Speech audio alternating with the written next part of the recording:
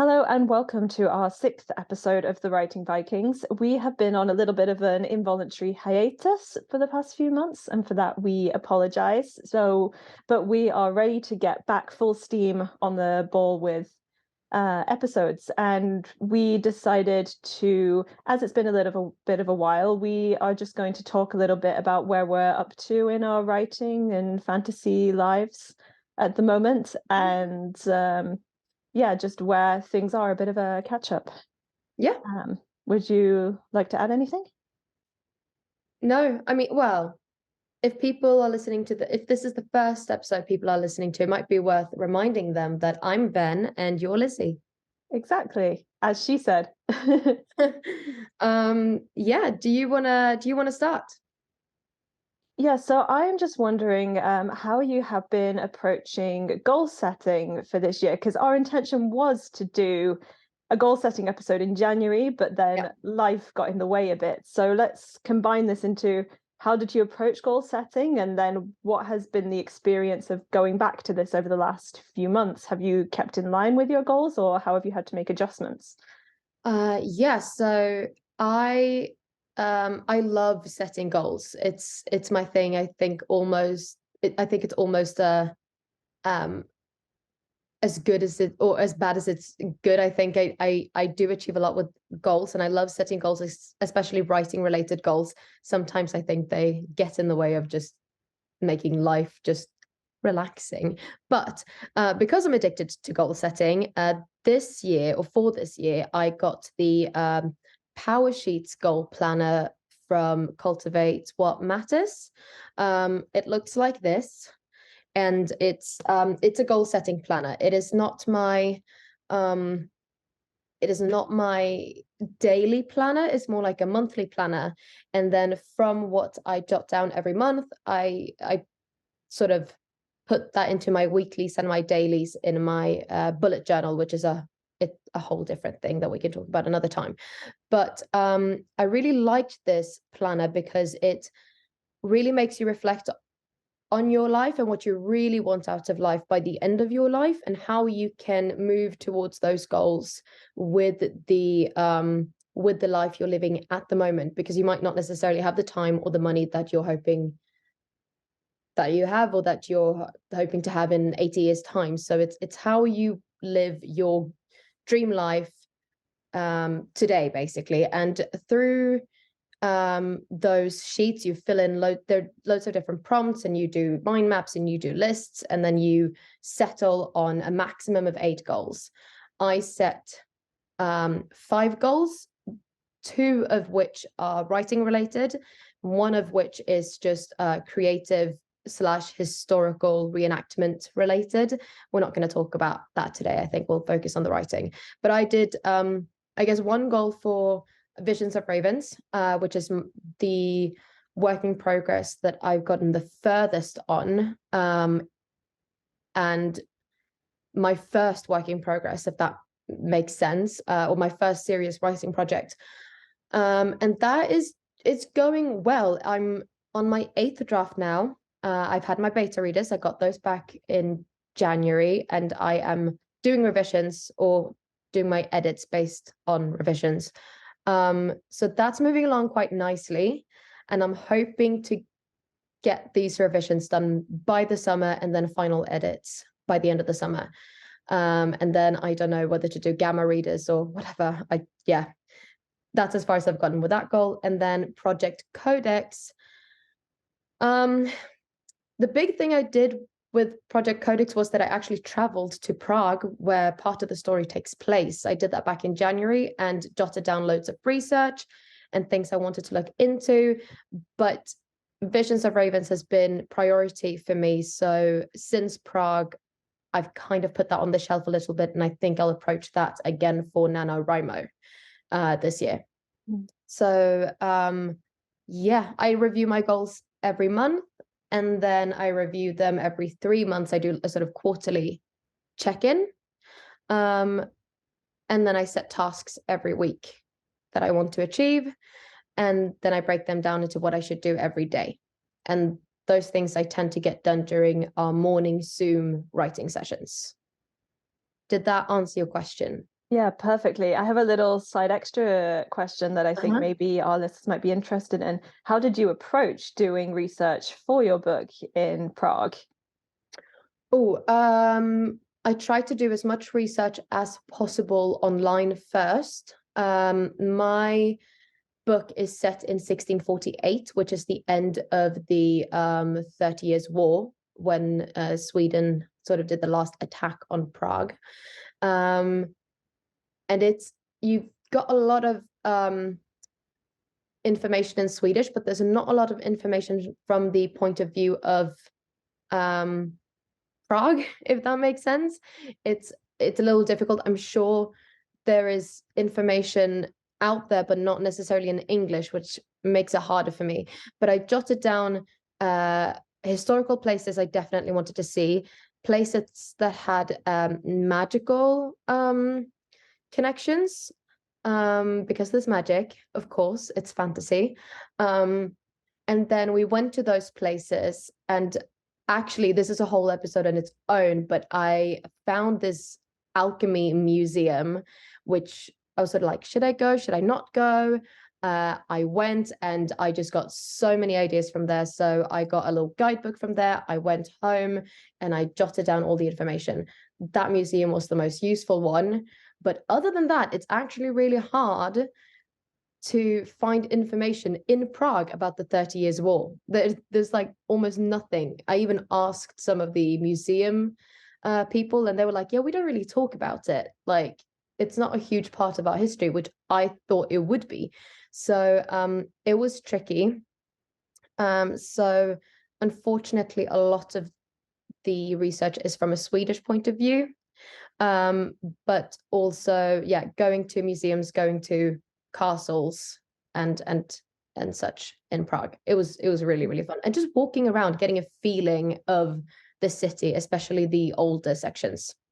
Yeah, so if any of our listeners happen to be based in Prague or that area and happen to be experts on that topic, then give us a shout. Yeah. Yeah. Send me a DM on Instagram. I would love to talk to you. Yeah, shall I talk a little bit about my I would love to goals hear about then? your goal setting. Yeah, so actually, like writing down my goals physically isn't something that I have spent a lot of time doing in the past. I have usually kept a bit of a log in my head and sort of known what I'm aiming towards, or I've kept like a little log on my phone of like my tasks that I need to do each week. Until I met Ven. And she was getting so excited over the book that she just demonstrated that or showed, and asked me and another friend, or gave a shout out and was like, shall we get together and just sort out our goals? And I don't think I've done it in quite as much detail as you, but actually defining and writing things down, I have noticed like, I mean, I can't really compare because I don't think I noticed I was having like issues over stressing myself, like keeping it all in my head before. But now, like, since I started doing it, like, I am constantly like going back to my journal and like it just straight away just became a daily thing in my life. So, and I'm putting things down on there that I might not have necessarily written in my phone before. And also, it's kind of nice to like keep a physical log of going back Yeah, it's kind and of like seeing what a you've done. diary, like a journal, but it's not. Yeah, yeah.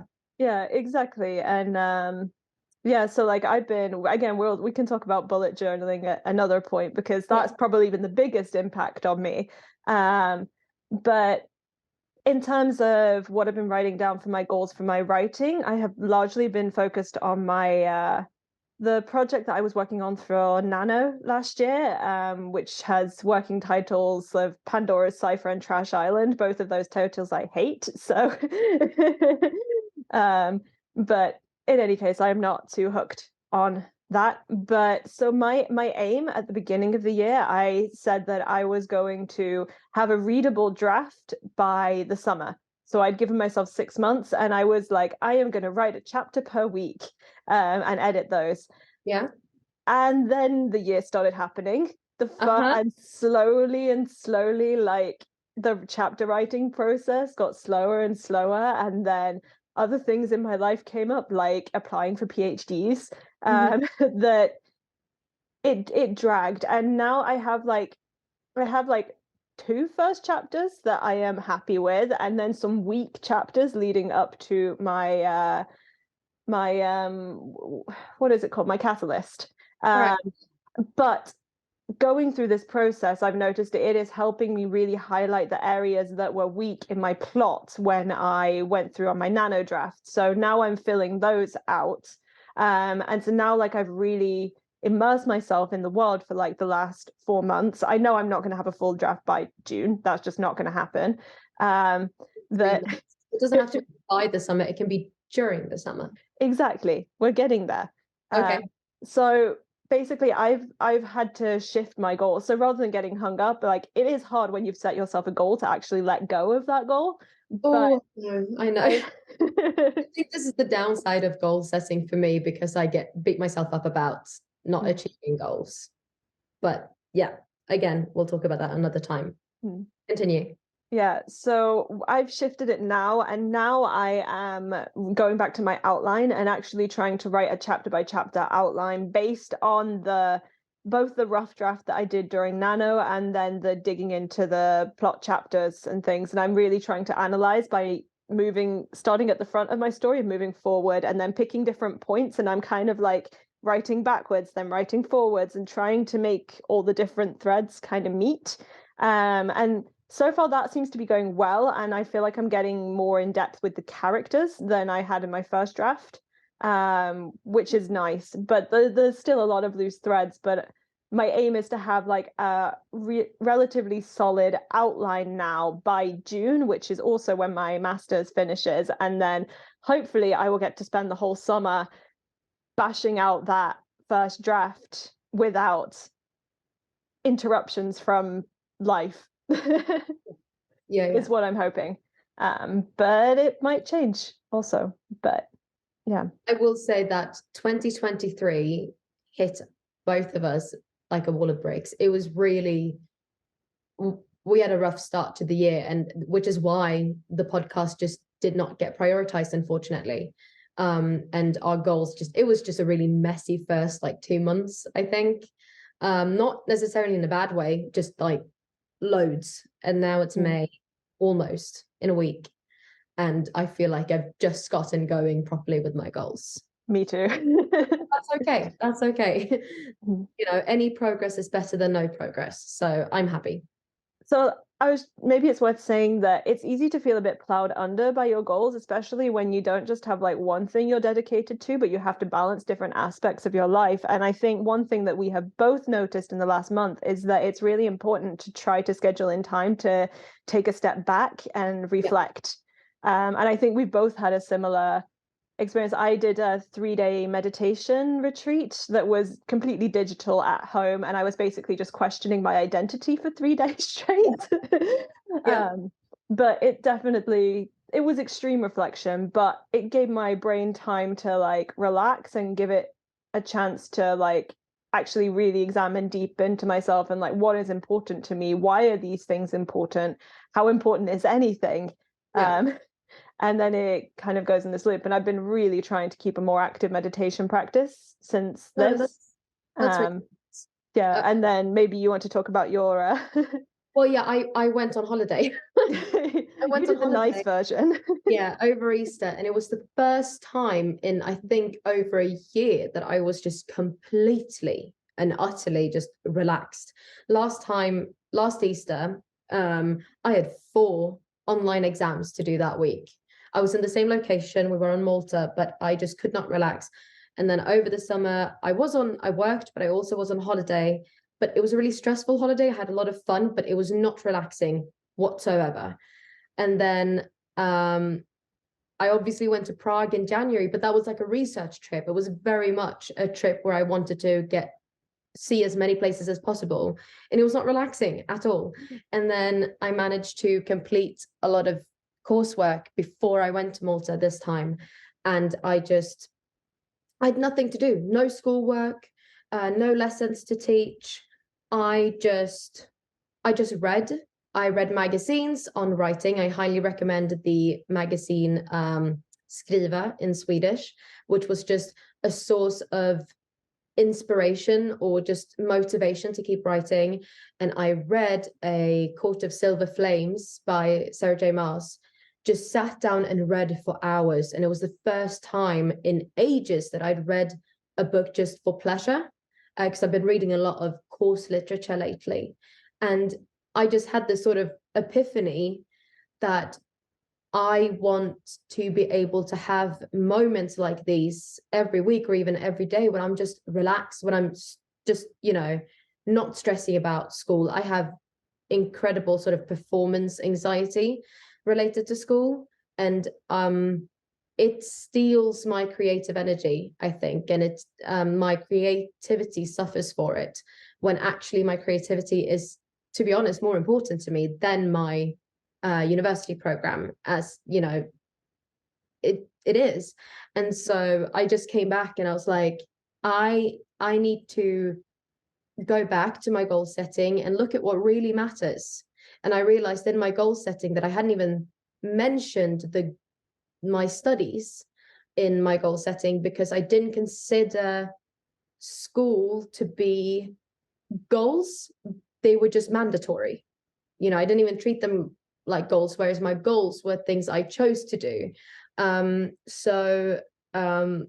just really, for the rest of the year, I want to learn to not be so hard on myself when it comes to my studies, and not put as much pressure on myself, and really allow myself to spend time on my writing, because it is it is my passion, it's what I love, really. So yeah, we've both had quite just moments of reflection and realization, I think. Perfect timing with the sun coming out in spring, because I have to say, it's like the first time this whole year that it's actually been warm in Sweden. Yeah. The sun has helped, for sure. Yeah, we've had like heavy doses of cold and snow for like months. The snow was never ending. Yeah, I don't think you realize how much you suffer from the darkness until the sun comes out. I keep telling myself it's cozy, I'm sat indoors with candles, and then the sun comes out and you realize how much you need it. Can I ask you a question then? Yes, you can. It is a super simple question. I just want to know what you're reading in terms of, well, I'm assuming you're reading fantasy. I would love to know what you're reading, what you're thinking about it, what you've been reading over the past few, I don't know, just tell me about books that isn't your writing. Yeah, so this is related to goal setting. It's kind of interesting. I'd actually written down as one of my goals that I wanted to read one book a month, and I haven't been feeling like I've been reading one book a month. But then, like, when I actually look back at it, even if I haven't necessarily finished all of them, I have actually read 4 books or made a start on 4 books. So okay, that actually we're on the 4th month though, so we're fine. What did you say? We're on the 4th month. We're exactly. at the end of April, so you're good. Exactly. So it works. I mean, ideally, I'd like to read more, but life. Exactly. Yeah. So the start of this year, I was actually reading historical fiction and not fantasy. Were you? That was, I've talked to you about this one. So I was reading a book called Boycott, which is set in. I have no idea what you're talking about. So it's a book that is set in Ireland in the 1700s, just after the potato famine. So the book starts at the beginning of the potato famine and ends a bit later. So because my other fantasy has some connection, is loosely inspired by Ireland, I wanted to do a little bit of research for that. Oh, it rings a bell now. Yeah. Okay. Yeah. So basically, like, this book is really well written. I think the author was Colin Murphy or something like that, but we can write that down in the show notes. Yeah. And this book is really nice in that it's really well written, and if you like historical fiction, definitely check this out. My problem was that it was very long. I was reading it on a Kindle, so I actually didn't know how long it was, and it just felt like it was taking forever. And because I'm so used to reading fantasy, my brain was like, when is it going to start? Because there was obviously no fantasy, and like, even though it's well written, I struggle to get in just because I am so used to, like, but where's the magic? But it was a really good book. I haven't quite finished it because at some point I realized this is taking me forever. I think when I looked it up, it's actually like 700 pages or something, and I didn't realize that. then it might be a bit shorter than that. So don't take my word on that. But it was longer than I anticipated.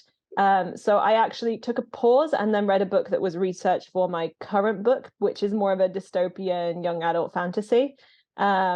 So I wanted to do a bit of research for that. So I actually went to the first book in, is it Philip Reeves' Mortal Engines series? So I read that pretty quickly. Nice, simple, easy read.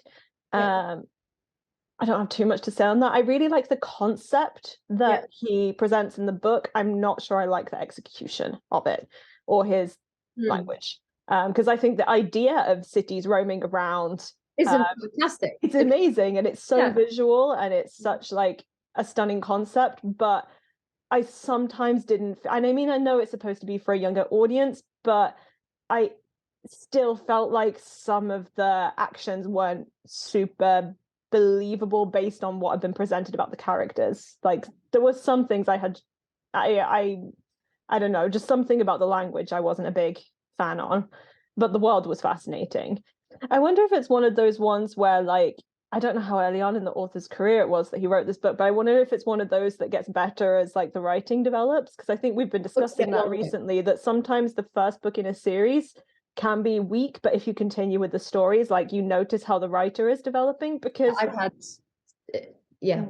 because like we have a bit of an assumption that people who are published, or it feels like there's an assumption that if you've been published, it is going to be like good quality, and it's going to, or you're going to be consistently at the same quality in everything you publish. But writing is always a learning process, and even really well established authors, like they will look back on their first published books and be like, there were some problems there.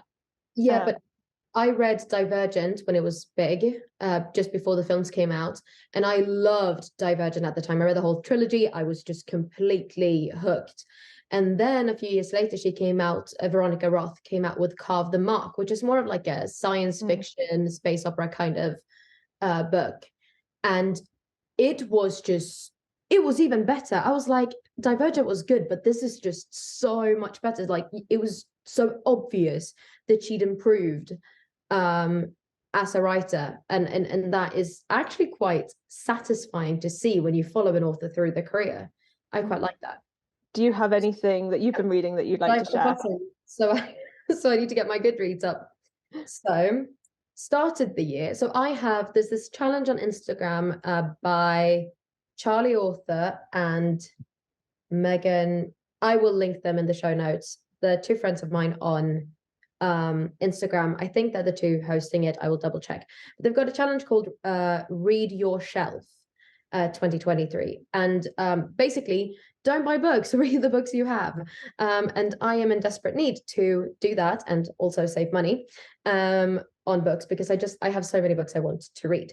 But I also have this sort of self-imposed challenge, I suppose, of trying to finish series that I've started, because I start a lot of series and then the last book hasn't come out, but I pre-order it, so I own it, but then by the time it's out, I started reading something else, and then I struggle to get back to it. And I started this last year trying to finish off series that I was in the middle of reading. So I started this year by reading Scarlet, which is the second book in the Lunar Chronicles by Marissa Meyer, which I really liked, and I was really in the mood for sci-fi, so that was a pure joy. And I really wanted to just get going and read the third book in the series, but I had to do some beta reading, so I had to put that series on the shelf. And then uni, so I ended up reading Othello, Frankenstein, and Gulliver's Travels, and I count those because they're full novels or plays. So yes, they're logged in my Goodreads. Really happy I got around to reading Frankenstein, though, finally. Listened to The Hobbit, which I actually started last year, but never finished. And I re-listened to The Northern Lights, because, again, my goal was to finish reading series, and I have all 3 books of His Dark Materials on my Audible, and I listened to the first book a few years ago, and then I started The Subtle Knife, the second book, and I couldn't quite get into it because of the introduction of a new character, and I was very invested in the world and the character of the first book, and just struggled to get into it and never got around to it. So I wanted to re-listen to the first one, and I am now listening to Subtle Knife. And then obviously I read A Court of Silver Flames that I mentioned in Malta, which is a tome. I started actually reading that last year, but I could never fit it in my backpack, and the time I read the most is on the train or on public transport, so I just couldn't lug this tome around with me over the city. So taking it on holiday was actually really nice.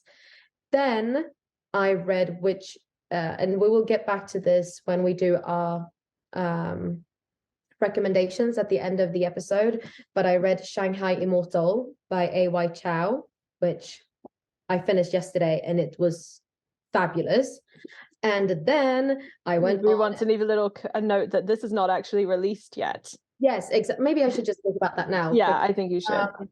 A.Y. Chow is my critique partner and friend from Faber Academy, and she's fantastic. So I'd read a few chapters of this previous well, it's not released yet, so I guess before she'd even queried it. And it's just the voice in this, the main character, the world, it is just incredible. And it is being released on the 1st of June 2023 from Hot Escape.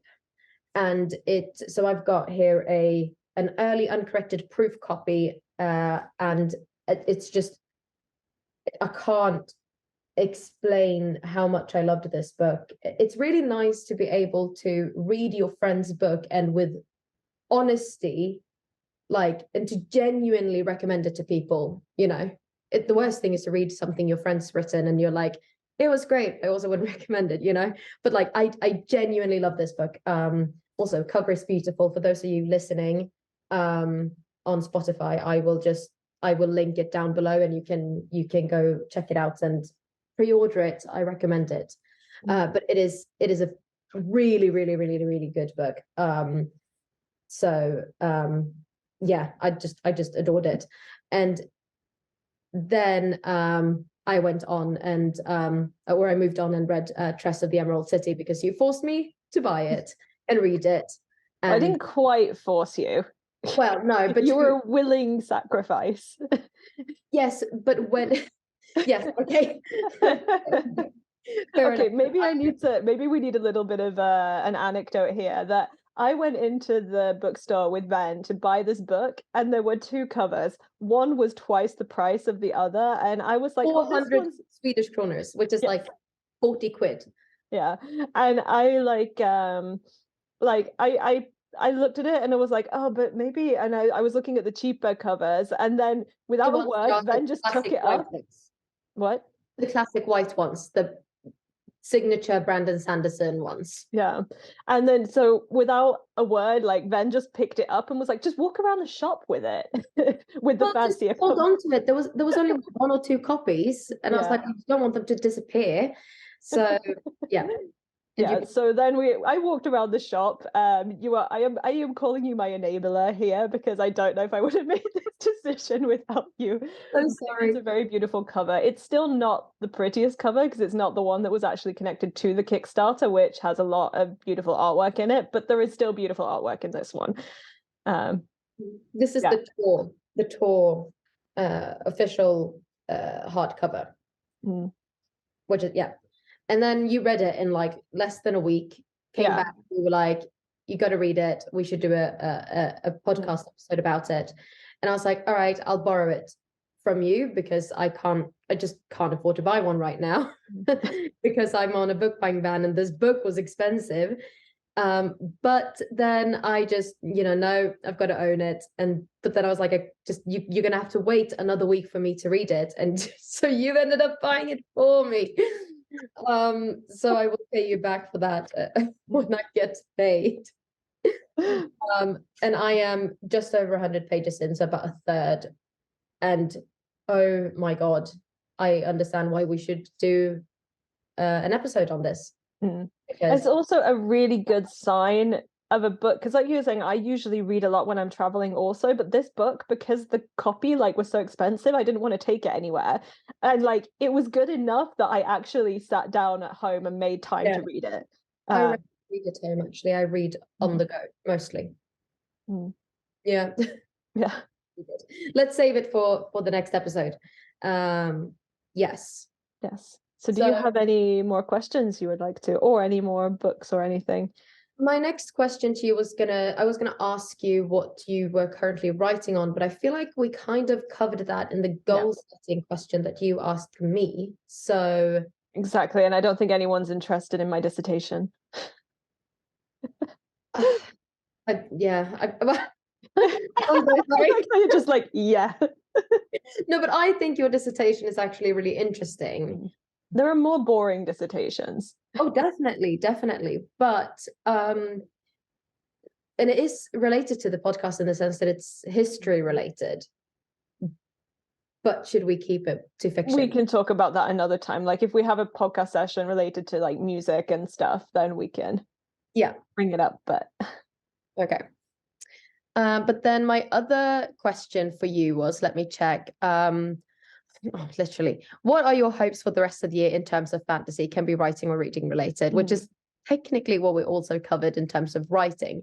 But in terms of reading, then, is there anything you'd like to read over the coming months, or is there, like, even if there's a film or TV series release you're looking forward to, or book releases? I don't know. I'm obviously looking forward to the release of Shanghai Immortal, but I've already read it, so yeah, I'll be looking forward to the release so I can read it.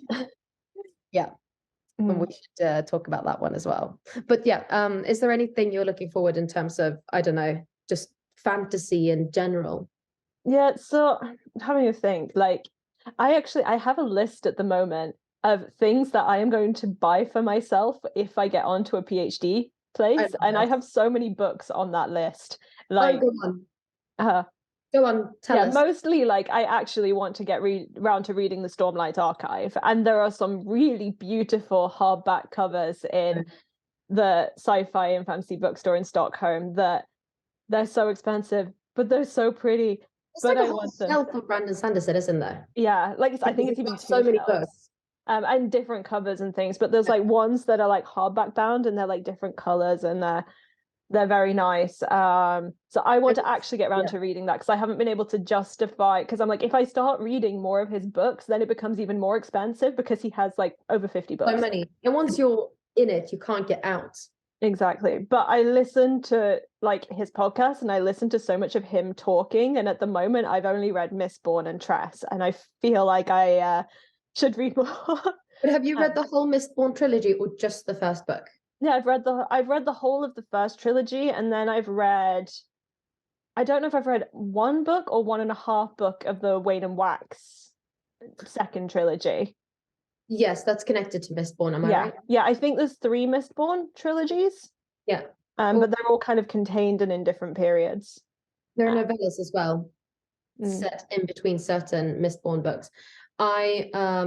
I've only read the first Mistborn book, and I wanted to, and I bought that actually because I started listening to his lectures on YouTube, and he kept referencing things in his work, and I was like, well, I've got to check him out. I've got to see if, what he's on about. And I was hooked, but again, I was on this sort of, you should read, or you should finish the series you've already started, and I didn't have the rest of the book, so I haven't continued, but I want to keep reading the Mistborn trilogy this summer. Yeah, have that, and I also want to get the Wheel of Time Companion, which was released like last year. But that's not out to you in the book shop. Huh? I'd already seen it though. Like I'm following so many feeds. The big one. Yeah. Okay. I'm following like so many feeds related to the Wheel of Time. I know when like anything happens. But anyway, yeah, so that, and then I have some books that I picked up that I also like, old books that I should read or have been recommended to read based on topics of my writing. So I want to actually read, the Name of the Wind, which I I've had it recommended to me, and I have heard, I think, like, you said you started to read it but struggled with it, but we also have different tastes in. It's not that I listened to the audio. Um, And I don't think I only listened to it in the car because I was listening to it with another person. And so I never got into a regular flow. And then I think eventually we stopped listening together and it just kind of fizzled out. But it's actually really good. And I would like to just pick up the physical book and read it rather than listen to it. I actually technically have 2 copies of it because I have a copy in England. But I don't know if I actually still have it or not. So the next time I'm back, if I still have it, I will give you a copy. I think I have a copy. Okay. I think I have a copy out in the countryside, like a secondhand copy of it, I think. But it is one of those books that always show up on the sort of fantasy series or fantasy books you got to read before you die, or classic fantasy, whatever. So I think yeah, like we were having this discussion, like we're both like massive fantasy fans, but there's so many of like the big series and things that people talk about a lot that we actually haven't read. Yeah, there's only so much time. Yeah, and fantasy writers are very prolific. But also just books, you want to read all these old classics, really high, what you think of when someone says fantasy. That's sort of in the same category as Lord of the Rings and the Wheels of Time, the Wheel of Time. But then the new releases keep, I mean, I'm always interested in new releases. So it's really hard you can't read everything in the world, and you can't read everything that's been released and keep up to date with the new releases. It's just impossible.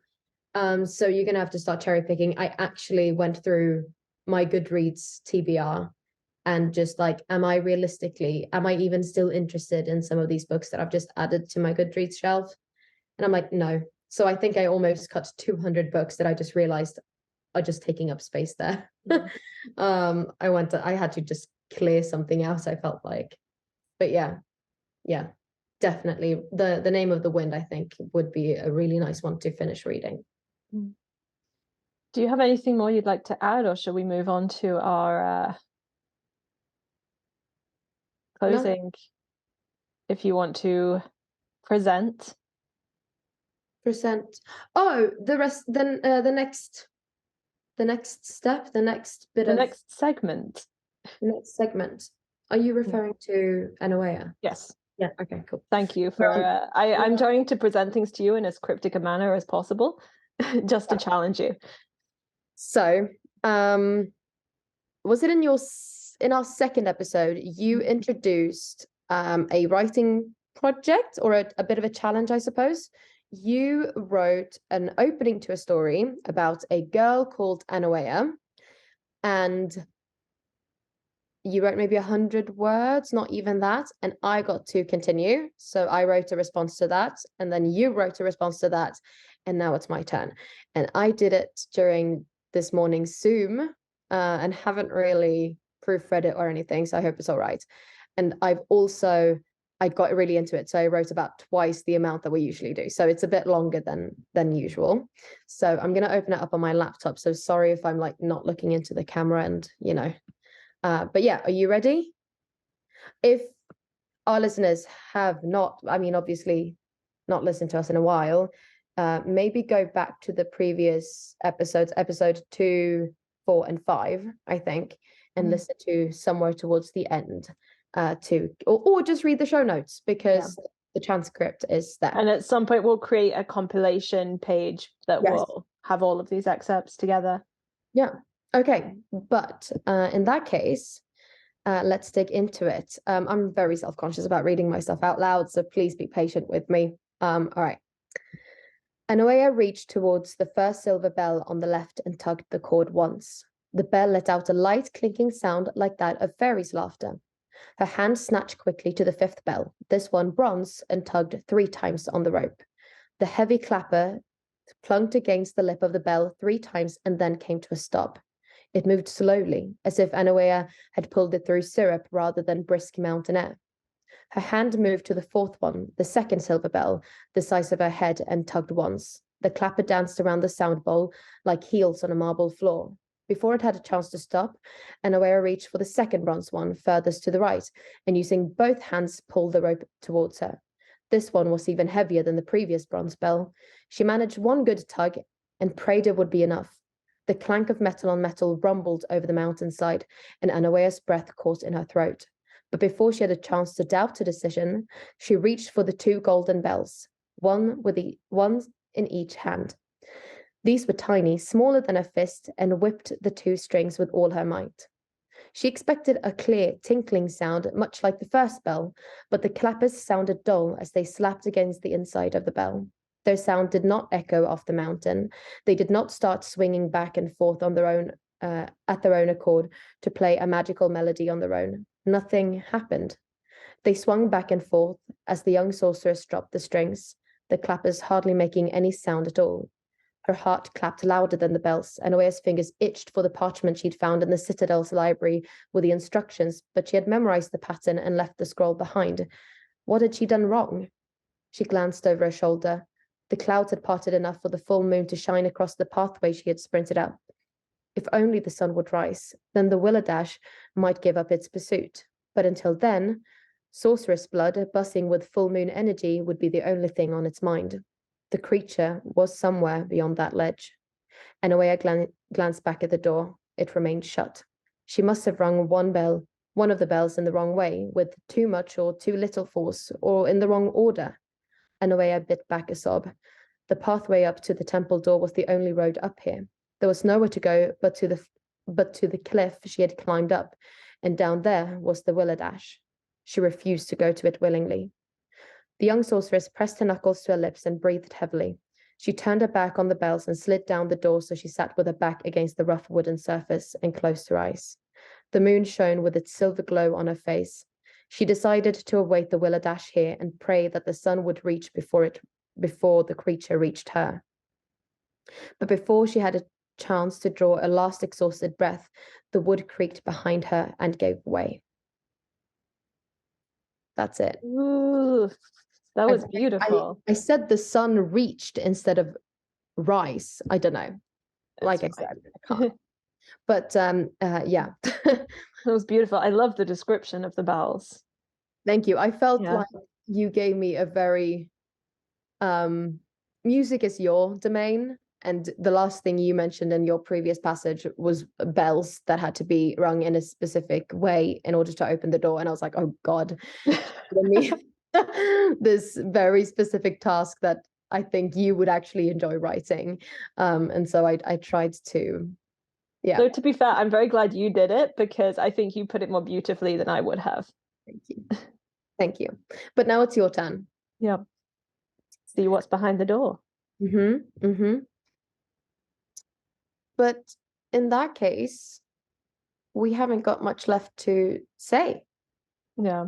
So I think we say thank you for listening again, and we look forward to seeing you next time. Yeah, we look forward to keeping this podcast going because we enjoy it and we hope you guys enjoy it. And I don't know when this will be released, but hopefully as soon as possible so we can get going with the next episode. Yeah. All right. Amazing.